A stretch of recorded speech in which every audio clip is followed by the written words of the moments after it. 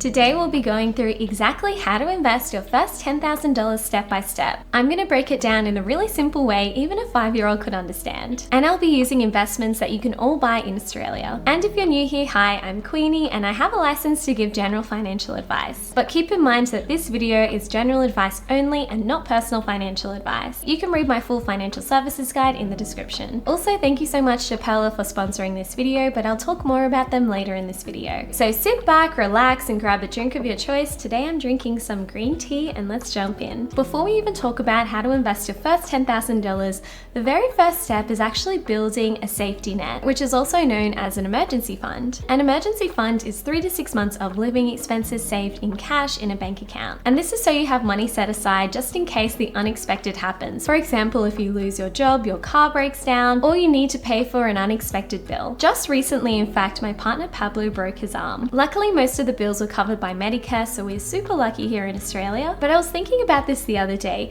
If he was a tradie or somebody that works with his hands a lot, he would be out of work because he had that broken arm. And we'd both be really stressed if we didn't have an emergency fund. So that's why it's really important to always have a cushion. You could technically sell some of your investments, but the thing with that is the stock market does go through ups and downs. So you could be selling your investments at a bad time in the market, and you may lose quite a bit of money from doing that. So that's why it's always good to have an emergency cushion and cash saved in a bank account. I personally have my emergency fund and it's stored in our offset account. It's in a separate account to our transactions account and also to our general savings account, because I have found that putting an emergency fund lumped together with all of our money, it can get really tempted to spend that money. That's why I prefer to keep this money separate. An offset account basically reduces the interest that we pay on our mortgage. If I didn't have a mortgage, I would definitely be looking into a high interest savings account instead, because these accounts give you more interest for your savings. So here's how to calculate how much money you need for your emergency fund. Let's say, for example, your basic monthly expenses are $5,000 a month, which you use to pay for rent or your mortgage, food, bills, and life. A 3-month emergency fund would be $15,000 and a 6-month emergency fund would be $30,000. If you're single in a stable job or living at home, 3 months might be enough. But if you've got a mortgage, kids, or a business, closer to 6 months would give you more flexibility. So before we invest any money, it's important to have that emergency fund locked in. So why does investing even matter in the first place? Saving all of your money in a bank account feels like a good idea because it feels like the safe thing to do. But over time, it actually starts working against you. At the beginning, I'm not gonna lie, investing does seem a bit underwhelming. You might invest $1,000 and then make $8 in returns and then think, why am I even doing this in the first place? But when you keep on consistently investing, something crazy happens. Your money starts making more money, and then that money starts making more money, and suddenly your wealth starts compounding really quickly. This is also known as compound interest. Now let's compare that to saving some money in a bank account. Even if you might earn some interest in a high interest savings account or in an offset account, the returns that you can typically make from a savings account is usually a lot less than the returns that you can make from investing, especially when we're looking at it over the long term, so over 5 years or more. Also, inflation quietly eats away at our money every single year. The inflation rate is usually about 2 to 3% per year, so each year our money buys less than it did the year before. So let's look at the difference of investing $10,000 at age 25 versus $10,000 at age 35. If you invest $10,000 at an 8% return for 35 years, without investing another dollar by retirement age, it turns into $162,000. As you can see at the beginning of the investing journey, the returns seem pretty underwhelming, but by staying invested consistently, it can really grow over time. Now imagine instead of investing at age 25, you wait 10 years and invest that $10,000 when you're 35. With an 8% yearly return by retirement age, that $10,000 is worth $73,000, which is still a decent return, but that's almost a $100,000 difference. And the only difference in those two examples is time. So that's why it's important to start investing as early as possible. And there's no shame if you're watching this video and you're 35 years or older. That's already amazing that you're watching this video in the first place. The best time to plant a tree was 10 years ago, but the second best time is now. So here's how to build a simple $10,000 portfolio. Did you know you actually only need 1 or 2 ETFs in your portfolio if your goal is long-term growth. And in this part of the video, I'm going to share some super simple ETF portfolio options. An ETF is basically like investing in a whole bunch of different companies in one investment. So instead of going to the shops and just buying one packet of lollies, you get to buy an assorted party mix packet of lollies, which basically has lots of different lollies mixed in the one bag. And especially when you are investing your first $10,000, ETFs are a great place to start because they give you instant diversification. So the first ETF portfolio example is VDHG. VDHG is an all-in-one diversified ETF, and it's in the top 5 most invested ETFs in the Pearler investing community. It's basically made up of a few different indexes, including the Vanguard Australian Shares Index and the Vanguard International Shares Index. It's made up of 90% growth assets, which are shares, and 10% defensive assets, which are bonds. And it gives you a highly diversified global portfolio of over 16,000 securities. And these are the different assets that make up this ETF.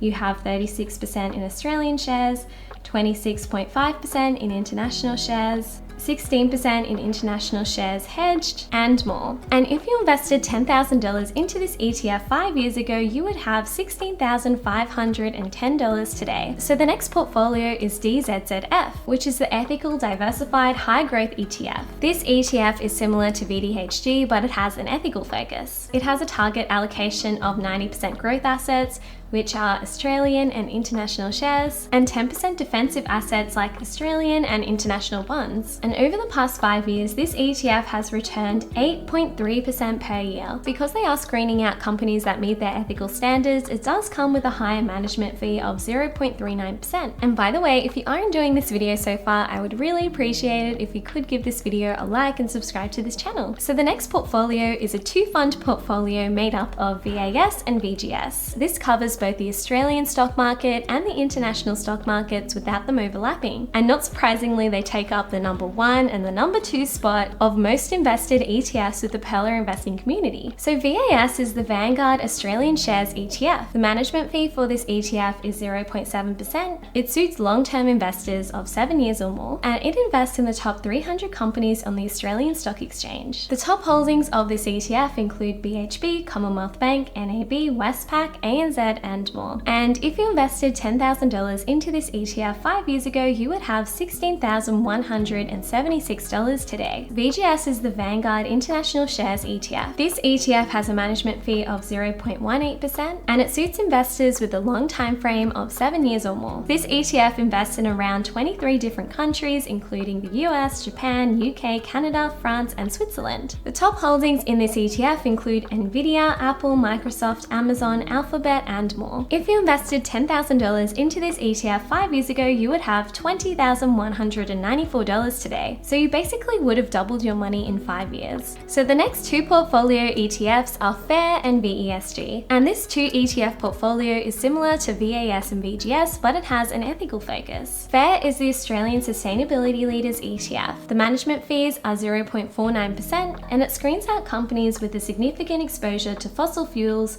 or engage in activities deemed to be inconsistent with the responsible investment considerations. The top holdings of this ETF include Woolworths, Telstra, Brambles, ResMed, Centre, and more. And this fund has returned 5.02% per year over the past 5 years. And there are 79 companies that make up this ETF. Another alternative to FAIR is GRNV from Van Eck, which is the Van Eck Australian Sustainable Equity ETF. This ETF has 85 companies in there. The management fee is 0.35% per year, and the top holdings include Westpac, Macquarie, Northern Star, Goodman, Transurban, and more. And the yearly return over the past 5 years has been 9.54% per year. VESG is the Vanguard Ethically Conscious International Shares ETF. The management fees are 0.18%, and this ETF screens out companies with a significant involvement in fossil fuels, alcohol, tobacco, cannabis, gambling, or weapons. The top holdings in this ETF are Nvidia, Apple, Microsoft, Amazon, Alphabet, and more. And if you invested $10,000 into this ETF 5 years ago, you would have $19,433 today. And the next ETF portfolio option is VTS and VEU. And this 2 ETF portfolio gives you exposure to the world stock market. VTS is the Vanguard US Total Stock Market ETF. The management fees are 0.03% per year. And this ETF gives you exposure to some of the world's world's largest companies listed in the US. The top holdings include Nvidia, Apple, Microsoft, Amazon, Alphabet, and more. If you invested $10,000 into this ETF, you would have $20,634 today. A great companion to VTS is VEU, which is the Vanguard All World excluding US ETF. So this ETF gives you exposure to the rest of the world and excludes the US. And that's why it's really great to combine these two ETFs. The management fees are 0.04%, and this ETF provides exposure to many of the world's largest companies listed in major developed and emerging countries outside the US. The top holdings of this ETF include Taiwan Semiconductor Manufacturing, ASML, Samsung, Tencent, Alibaba, and more. And if you invested $10,000 into this ETF 5 years ago, you would have $17,082 today. So now we know some different options to invest. Here's exactly how to invest step by step. Investing seems really complicated, but it actually isn't. The good thing about today's day and age is we have so many different apps that make investing super easy. The investing app that I personally use is called Pearler. They're also the sponsor of today's video, and I'll be walking through exactly how to use Pearler to invest in these ETFs. Something that I really love about Pearler is it's built for long-term investors, whereas a lot of apps on the market are focused mainly on day trading. So here's exactly how to make an investment with Pearler. So I simply log into my Pearler account, I simply click here, ASX Invest. Here I can search for the ETF that I would like to buy, for example, VGS. Just click on it, then click buy. I could put in how much I would like to invest, for example, $1,000.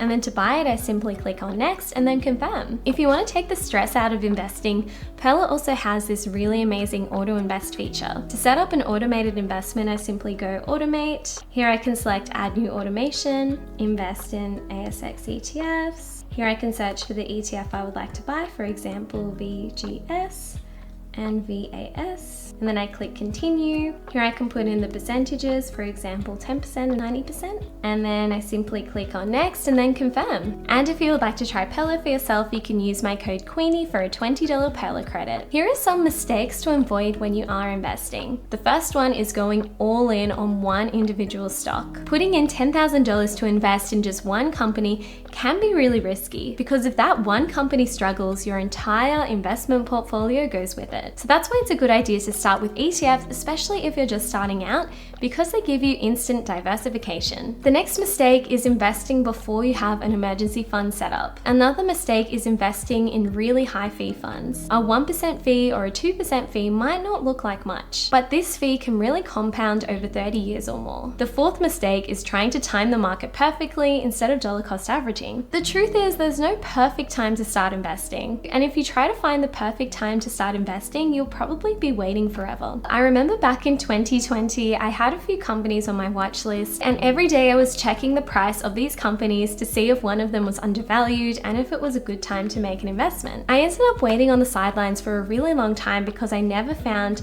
the perfect time to buy these individual stocks. And finally, investing 100% in crypto as your first investment. Crypto can be a part of your portfolio, but later on, once you have other things in your portfolio. But as your first investment, it can be really risky and volatile. That's why it's a good idea to build your foundation with ETFs at first, and then add crypto if you want to as part of your portfolio later on down the line. Don't forget, I've got a link in the description below to Pearler, and you can use my code Queenie for a $20 credit. And write mango in the comments so we know you watched this video all the way through. Thank you. Bye.